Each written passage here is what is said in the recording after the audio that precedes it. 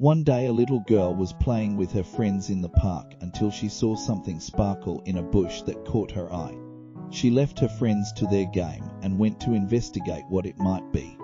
In the bush she was very surprised to see a real fairy. She beckoned the little girl to come inside. Once inside the bush, the fairy led her down a path and said, "I'll take you to fairyland." The little girl was very excited. The fairy took her by the hand and they skipped along the path together. At the end of the path, the girl and her new fairy friend came to a locked gate that was guarded by a toad dressed in royal armor. "Who comes here?" the toad bellowed as the two approached the entrance, but once he could see them he apologized. "I didn't recognize you, Your Majesty. Welcome back to your kingdom." The gates opened and the girl and the fairy queen entered fairyland. Fairyland was magnificent. Rainbow colors filled the sky. Everywhere she looked, fairies and elves were going about their daily business.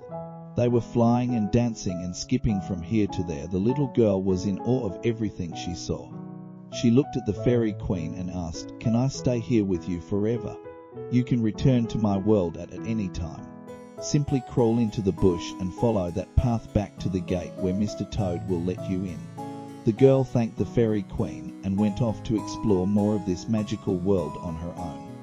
She lost track of time as she wandered fairyland, meeting the local creatures and having the most amazing experiences. The last inhabitant she met was the pretty seahorse that lived in the deep pool right in the middle of the fairy forest. When the seahorse saw the girl watching him from the water's edge, he invited her to come and swim with him.